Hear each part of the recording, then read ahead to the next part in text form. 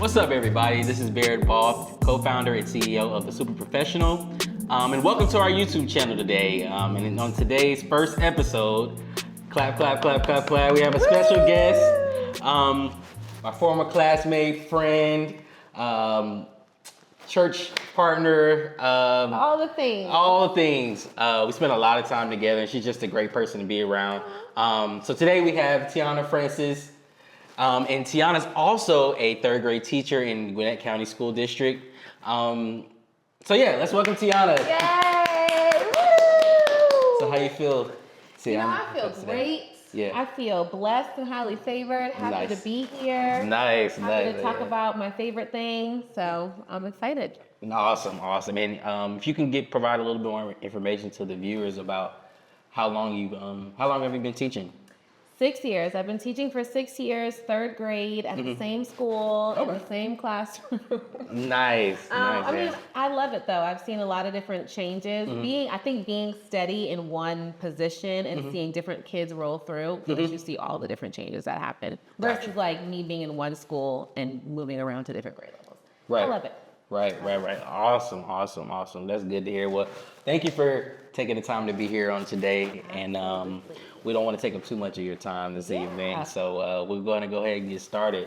So today's episode, as you know, the Super Professional is not only a career services and resume editing business, it's also a business geared towards paying it forward and interviewing different people in different professions to get their perspectives on very, very, very lucrative topics across the board. So today's topic will be the gray areas of minority educators. So let's clap for that. Yay! So before I start asking questions, I'm going to take a drink. It's great time. All right. So, Miss Tianna, considering your time and tenure as a teacher, I know you shared a little bit about your background already, but how do you see your identity shaping your role as an educator? Oh, that's a broad question. Yeah. But no, I mean, in the beginning, so let me start here. When I was in college, I think it was one of my bigger fears that going into a school, one, being young, the parents may not receive me well. And then if I was a minority teacher, if I was a minority among my staff, or even among minority, students and families, majority students and families, would I be received well? Are they going to take me seriously as a young Black girl coming in? Gotcha. And so when I got to the school I'm at now and noticed that I was for sure a minority amongst myself, amongst the staff and a little bit with the students, I would say the staff made me feel comfortable, but over the years, I found different things that kind of make me feel like, am I the token? Am I here to check a box? But there's so many benefits to it too.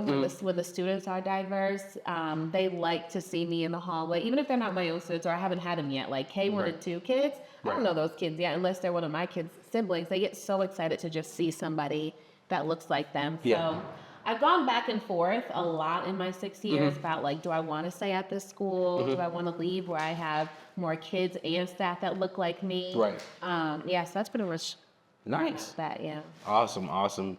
So I got a side question here. So would you say you found it difficult to like gain the respect of the students like when you first started teaching, or did it kind of come easy with it being like elementary school? With the students, I don't think so. I think I worked myself up before actually like stepping into the career that I needed to. Like I was way more nervous in college.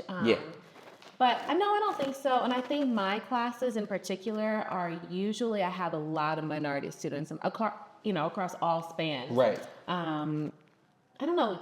It's just different. I don't think I've had to work too hard to gain respect. Now from some other people in the building, a little more. Right? But as far as like the kids I'm seeing all day, every day in their families, no, I'm going to say. Gotcha.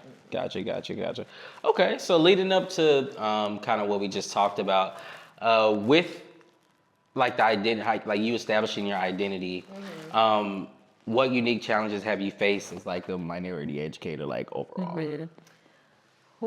Unique challenges that I faced as a minority educator.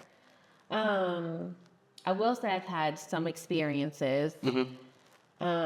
Just somewhere I feel like I'm having to advocate for myself more. You know, when you're a kid and things happen, your parents are there to kind of like stick up for you, right? You know, take up for you. Right. But when you're an adult and things happen, like it's on you. Like, you know, your parents aren't gonna, you know, I mean, of course they're gonna support you, but they're not gonna be there to, you know, take up for you and defend you as the way you should for yourself. So there's been, you know, a couple of situations here and there where I feel like I need to be the one to speak up. But then at one point I turned it into like, maybe people just aren't aware.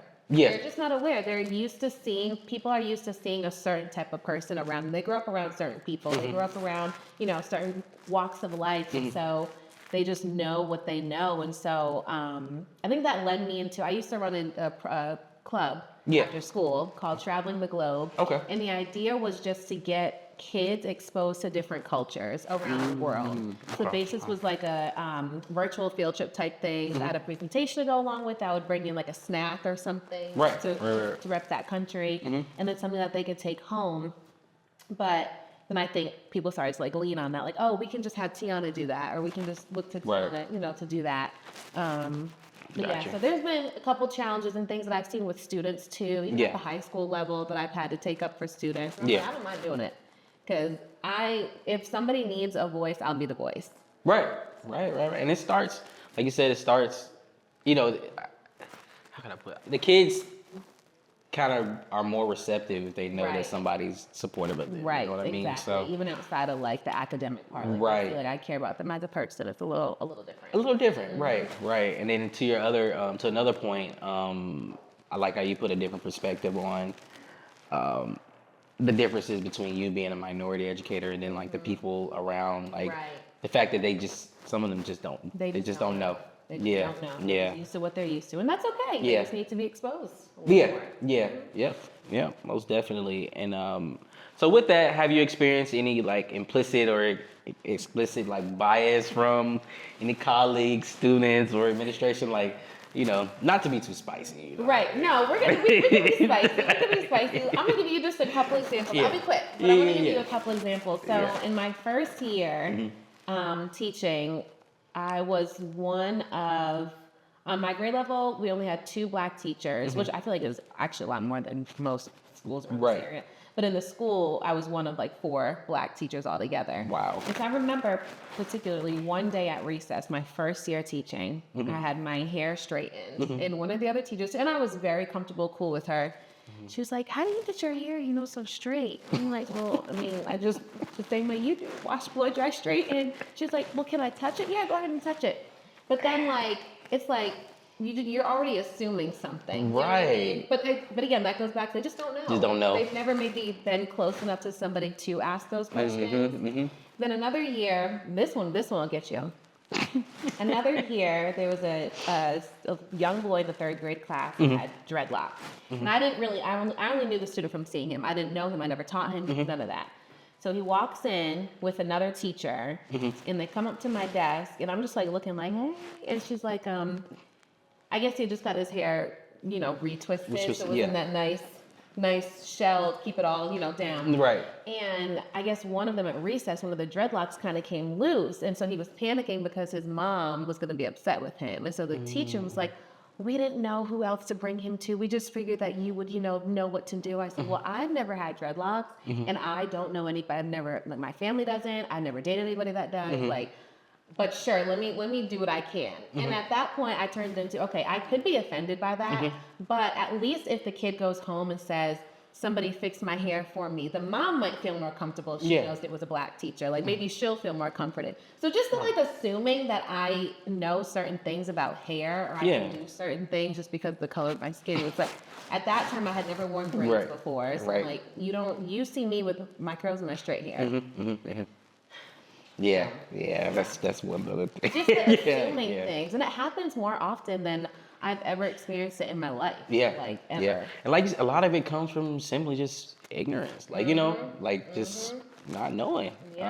You'd be surprised because you think people are just supposed to know certain things. Right. So, but I will say most of it that I encountered in my school has always been around hair. Like even last year we had a 5th grade cheerleading thing or whatever, and so I was helping some of the girls with hair, but one of the other teachers that were helping. She said, I need you to do the girls that have the braids here. Like, you put their hair in you know, up with the bow. Just kind of like, okay, because she's, you know, a Black person, she can take care of it. But I turned it around to a positive. And like I said, okay, maybe it'll make them feel better. So that's familiar with the hair texture, hair type. Maybe if they tell their parents a teacher did it, they'll feel better. I don't know. I'm just trying to get myself there. Feel better about it, you know? I feel you. Because, like, it's crazy that the hair thing is, like, the first thing that they notice. Like, not even, you know, I guess appearance or, you know, others, you know what I mean? Just, like, handling the way that you speak to certain students. Like, I know I can speak to certain students a certain way, and they're going to receive it differently. Like, I know I can talk to one student one way with my same skin tone, and I know I need to kind of maybe filter what I'm saying to other students, because if they go home and tell their parent, now I'm in trouble. You know? Whereas my same skin tone parent is going to appreciate it a little more. Definitely. You know, getting that kid in line. Because there's a sense of, like, relatability there, you know? Exactly. Yeah, I definitely get that part. Have you ever experienced, like, any stereotypes or, like, assumptions? Or let me rephrase this question. What do you feel are the typical stereotypes and assumptions placed on, like, minority educators as a whole? That we are great at disciplining. You can just put the quote unquote, for lack of better terms, bad or challenging students, behaviorally challenging students in our class, and we can correct them. Or that maybe we're just not maybe as qualified to teach students that are maybe titled as gifted or, you know, higher achievers. And that, I think, has been the one thing that's been most challenging for me. Like, I feel as though sometimes I'm not valued in my profession. Like, I have a degree and work just as hard for mine as these people next door to me did. You know, I've had experiences, the same field work as these people around me did. So what makes them more qualified than me? So that's probably been the only thing that, like, internally has been challenging for me. So I just kind of, like, deal with it in my head and think about, what am I going to do? Am I going to stay here and be the positive change for the kids that I don't need it, or am I going to leave because I mentally don't want to deal with it anymore? Right. Yeah, I'm growing up, at least, I know a lot of teachers, because I grew up in, like, a predominantly Black area, and went to, like, predominantly Black schools, but I do hear a lot of the teachers saying that the reason why they stay is just because of the kids, the students. And which I admire about that, but at the same time, I also do value, you know, mental health, and, you know, doing what makes you feel good about yourself. So, I mean, I remember after my, I want to say after my third year, I was actively looking at other counties, like applying to schools in different counties. Like, I wanted out of this county because I had a couple of bad experiences, like, racially in the county. And my old principal, the principal that hired me, halfway through my first year, she had to go to a different school. But anyway, she called me and she was like, "Hey, Tianna, I got, you know, your application." She's like, "I just want to ask, you know, why is it that you want to leave?" And so I felt like I could be honest with her as a Black woman also. And she kind of was the one that put in my ear, like, "But you are representing the kids that are only seeing, you know, majority white teachers at that school. You know, like, you are the face for those kids." So ever since then, I'm like, all right, whatever you say. Whatever you say, you got me. You got me. I got you.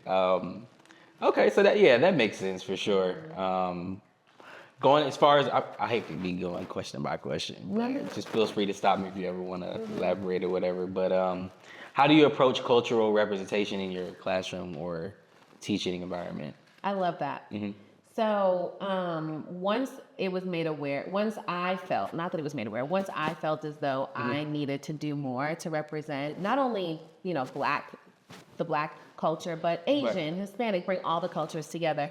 One, I transform my classroom. So when you walk into my classroom, it's like color diversity everywhere. Like, you know, as far as the visuals, like the decorations and stuff, I have a lot of, like, all are welcome around the world and things like that. So I do that, and then if any free choice read aloud books that I do, I always try to keep it culturally diverse, where the main character is a different race every single time. My bookshelves in my classroom, both of them are, like, stacked with all different types of books, like, that kids can relate to. I've got basketball books, like Steph Curry books. I've got little Polly Pocket books. There's just something for everybody to represent all kids. All kids, yeah. What I found myself at one point doing was favoring Black History Month and teaching and printing out packets. Yeah. And every day we're going to learn about a different person. But you can't, that would be wrong on my end. So I would, research the different months that are coming up and just make sure I'm doing something at least in the classroom for that. But I mean, as a school, I feel like we do a good job as well as far as like representing everybody goes. Like in the cafeteria, we have flags up for all the different countries. I will say at the beginning of this year, I had to put in a request to get my 2 flags up there. I said, we need more than just like the European flags and the Korean flags. Let's get some islands up there. Oh, wow. So they put those up. Yeah. But then, like I said, I ran my club for 2 years after school. It was just a lot of work, like prep work. It was costing me a lot of money, and just a lot of time, preparation. So I just try to just represent in the ways I can, like subtle little representations here and there. Nice. Now. Uh-oh. Let me take the drink. This question. Let me prep. So, were there any instances where kids came in and weren't as receptive to the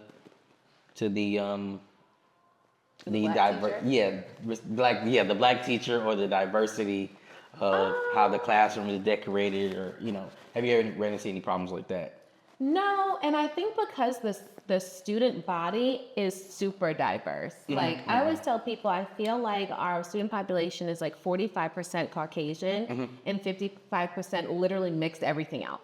Indian, Black, Asian, everything. Right. Okay. So I, at least to my face, haven't received any negative anything. Not at all. Awesome. So, awesome. Yeah, because I know, kids can be very honest. Kids can be super honest. Yeah, so I was just curious to see, like, if you ran into anything crazy like that, or, I mean, I have had teachers, like, tell me they wish their child was in my class. Like, for Meet the Teachers at the beginning of this school year, a cute little girl and her mom, they were walking into the class across the hall. The mom, she mouthed out to me. She was like, "We want you." Sorry, do it. She said like, I've had parents say, like, "I want my child in your class. I hope my child's in your class." Like, all you have to do is tell the office, and they will make it happen. They listen to parents more than they do staff. They will make it happen. So. Wow. Do you feel pressure to advocate for diversity and inclusion in education, or I guess overall, and like how do you navigate that if you do? So, I wouldn't say I feel pressure. At one point, I was asked to be part of like a diversity committee at the school. Yeah. And I went to one meeting and just didn't go back just because I think that was more like I just didn't have the time. I didn't have the time for that. Yeah. But I do feel sometimes like it's my responsibility if I know, like I kind of mentioned before, if I know I can kind of handle students a different way than another teacher would be able to handle them, it would be my handling would be received more positively than another student's handling by the parent. I'll just kind of step in where, if I need to. Like at recess, if there's issues, like I step in because I just feel like I get the kid, and I can talk to the kid a certain way. Right. Like I asked at the start of last school year, there was one student in particular that I knew was coming up from 2nd grade, and they had brought her to my attention, the 2nd grade teacher, just because of like how sassy she is. She's just a little sassy little thing, a little glitz, a little glam girl. But I said, no, I need her in my class because I know I can handle her a certain way. Like it was almost like protecting her. Not to say the other teachers wouldn't do a great job with her, but I know how to handle her in a different way. So I don't know if I feel a responsibility, but a sense of like it's kind of like, well, I guess it is a responsibility, but it's my duty to do that. That makes sense. So and then the kid. Him or herself, they probably feel more familiar, with you too. Right. Yeah, so that makes sense. Especially with everything going on now, with the whole, political situation we have going on. DEI has become definitely a hot topic. Right. So, just wanted to get your take on that and how you navigate through those type of things. Yeah, that I don't know. I feel like we're still kind of early in on it, so I'm hoping that, like I said, that my school does a great job representing a lot of different groups. I'm just hoping that it doesn't phase out. Yeah, definitely. We'll see. Definitely. With, I guess, everything that you've been involved in your school thus far, do you feel like you were ever a token representatives for your culture in your institution, or like the ringleader, I guess, as it relates to the minority teachers in the school? Or I know it sounds crazy, but it doesn't sound crazy. I don't want to say yes, for the reasons of like race, but I feel like there's just other things that I do around the school that make my face known, you know? Like, we do our teacher videos, you know, our little third grade teacher team videos. Yeah. But I feel like that makes me token because they know they can come to me to produce a reel, or they can come to me if they want content. They know Tianna's the girl. If you need pictures, Tianna's the girl. So I wouldn't say I'm a token as far as race goes. But just race. Yeah, just overall. Overall, right. Yeah. Well, that's good too. I mean, you know, I feel like a lot of people that don't look like us try to throw us in that arena, like the token representative for the black people. Right. And my only thing is, like, I don't want that to be the only thing of value that I'm bringing. Exactly. You know what I mean? Exactly. Like, I sometimes feel like I have to advocate for myself a little bit more with the things that I want to do as far as moving up. Not necessarily up, but moving into different parts of teaching. And it's like, okay, y'all know who I am. I'm on your radar because we do the third grade videos, and y'all know I, produce all of that. But I want to be known as an impactful teacher too. If the people that are able to make certain changes don't see that in me, then I have to speak up for myself. I have to, because it's going to be the same people every single time. Definitely. And we don't go to college and get degrees and everything to just be sitting stagnant forever. Exactly. Got to keep the momentum going. Got to keep progressing. Moving onward, upward, Exactly. Yeah. All the things. Take over all the avenues. Just like Pastor would say, take over all the avenues. Right. So I know I touched a little bit on, what's currently going on in the new administration and things like that. So as it relates to systematic issues, how do you think institutional racism or systematic inequality manifests in your educational system? I know that was a loaded question, but yeah, it is. I think at my level with my K6, I don't think it's too prominent. You know what I mean? Like it's not discussed so much. But my fear is that for as far as the teachers go, it could become an issue eventually. Just not wanting to hire and not really having a good reason why. Like I have the same qualifications you do. Not wanting to put us in certain positions, like only keeping us in, like I said, before, to check a box. Yeah. So when I wanted to leave, I felt they did a couple things. Whenever you try to leave something, they give you something to keep you stay. Yeah. And they got me. All right. So Tianna, do you think schools and universities provide adequate support for minority educators? Well, us coming from a historically black college, I believe so. I do. I think we get maybe like a different perspective than maybe what they might do at a PWI. And I never took teaching courses at a PWI, but just knowing from how my, professors talk to us and taught us, I would imagine that they are speaking that way specifically to us because they can. It's open to do that. So I do feel as though it prepared us. I feel like as far as the basis of teaching, like the skeleton, quote unquote, is the same. And I feel like I got all of that.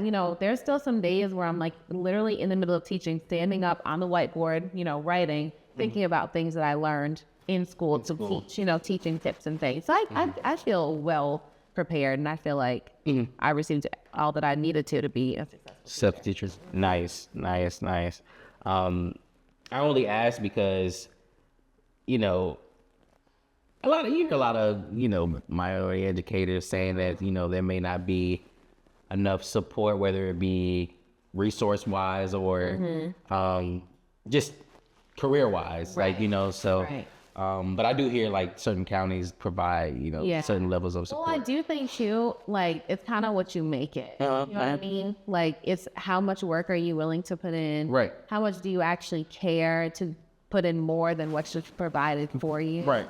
I think that depends on the person a lot. But I know too, like in some counties, like more urban counties, it's a little more challenging. But in my experience, I think it's very fine. Yeah. Prepared, I feel ready to go. Feel supported for the most part. Yeah. Nice. Nice. So are there any policies or practices you believe hinder minority educators and their success?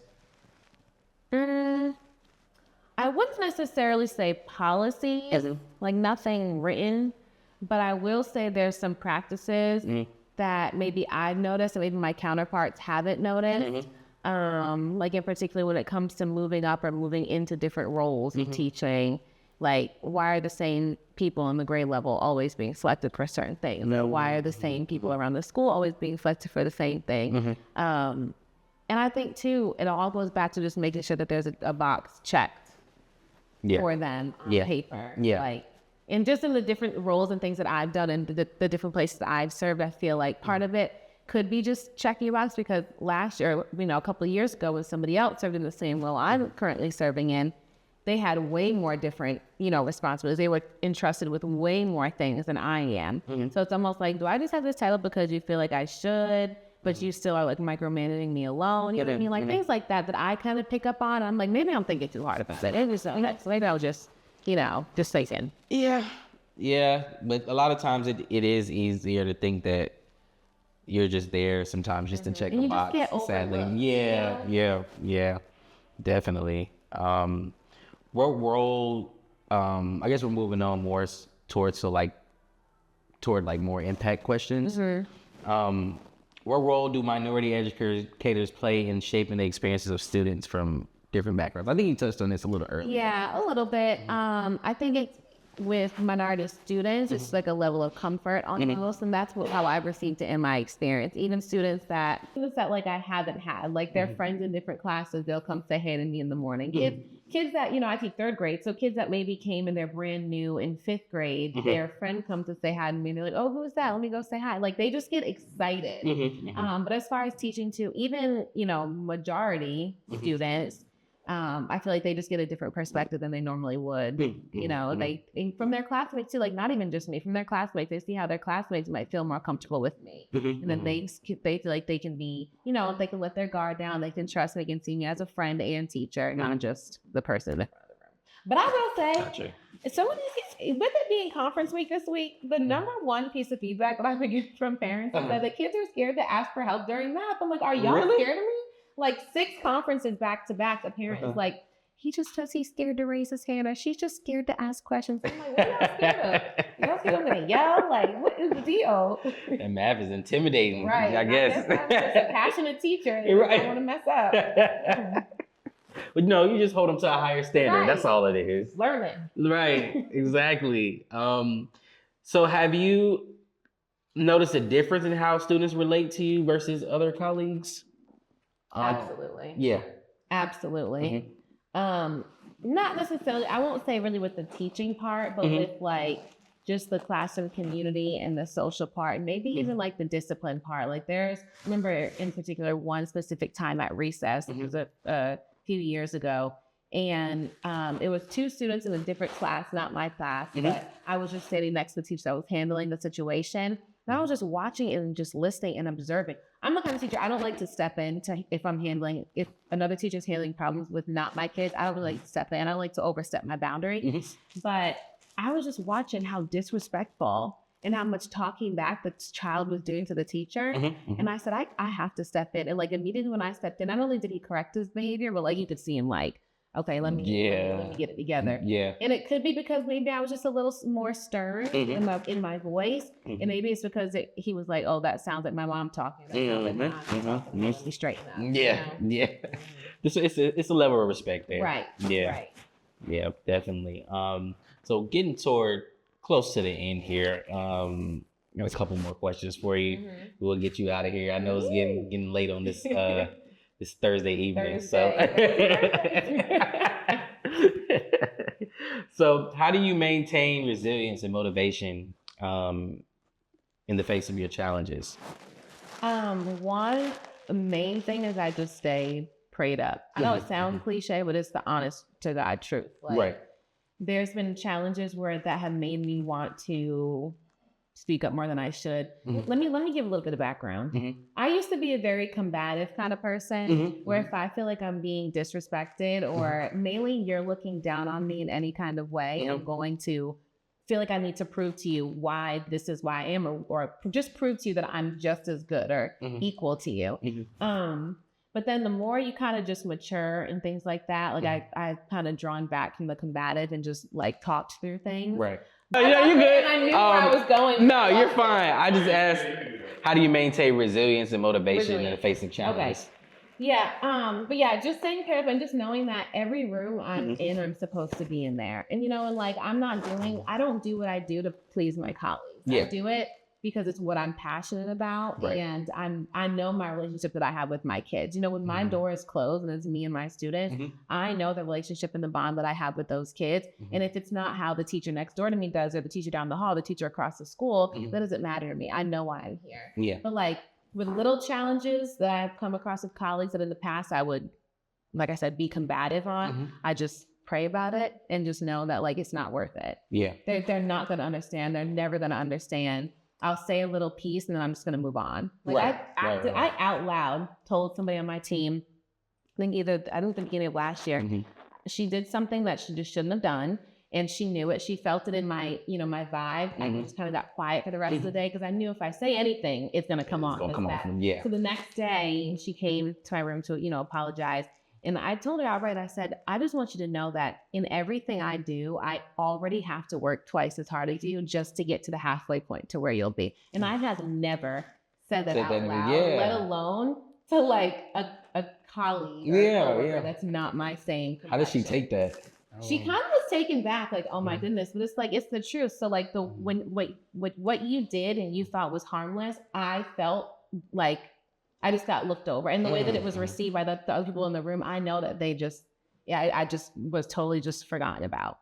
Gotcha. So she knew already that she was wrong. And then when I told her that, I could see in her face how bad she felt. Like she had to know because I had let so many things slide already. So I told her, I said, I already have to work twice as hard. Right. After a certain point, you just got to let them know what it is. Do something intentionally to tear me down. So for your own gain, like, is not cool at all. No. And then on top of it, like, we're friends. Like, why would you do that to your friend? Yeah, sabotaging all that stuff. Right. You don't win in the end. You don't do that stuff at all.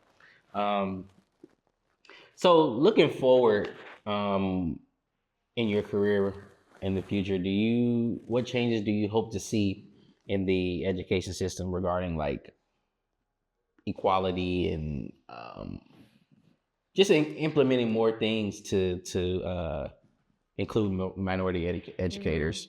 I think I just want to see like when people are being brought in of minority staff, I just want to see that they're actually valued. Yeah. Like last year, it was one of our 5 pillars to make sure that we have diversity. It's reflected in our staff for the students to see. So I feel like we did a little bit of hiring just to meet a quota, so to speak. Yeah. But then those same teachers are the ones leaving at the end of the school year. You know what I mean? So I just want to see the value, the care. Like really show that you want the input.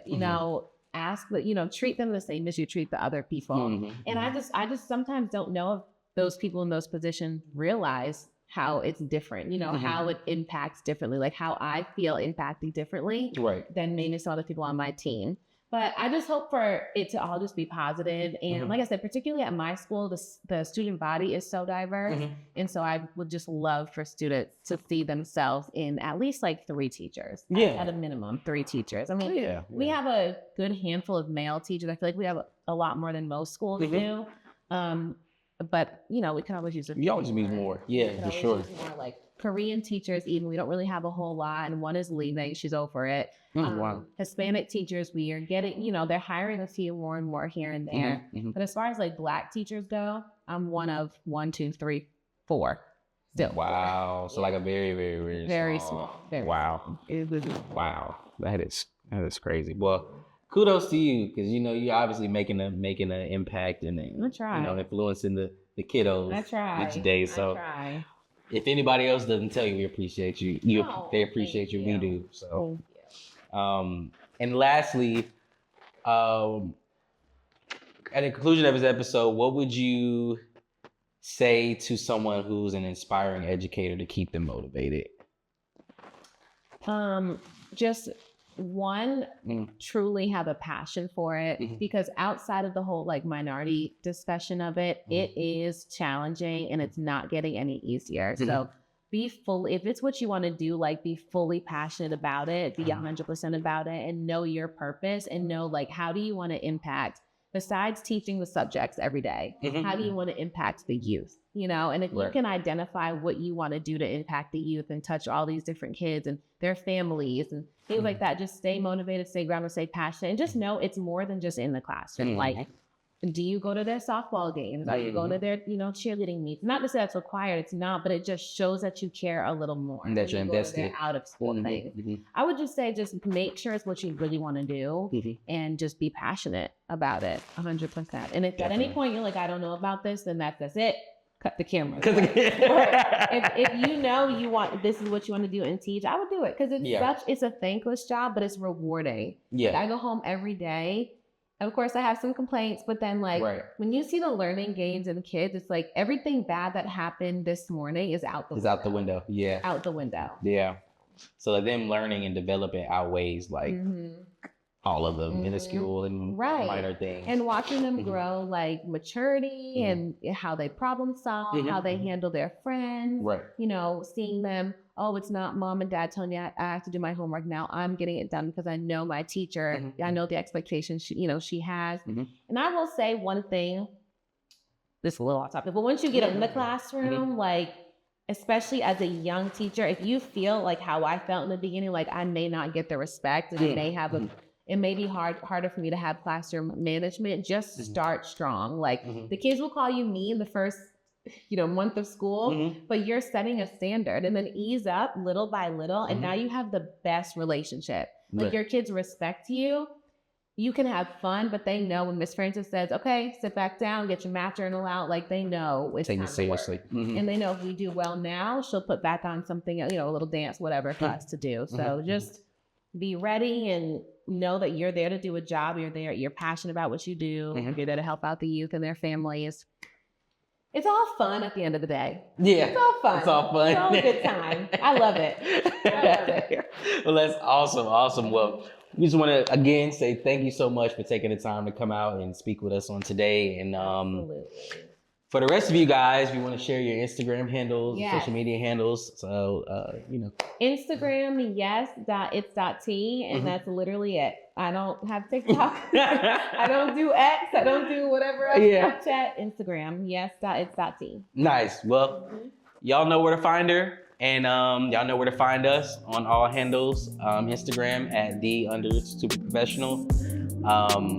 So yeah, looking forward to the next episode, and thank you all for joining and watching, and we'll see you next time.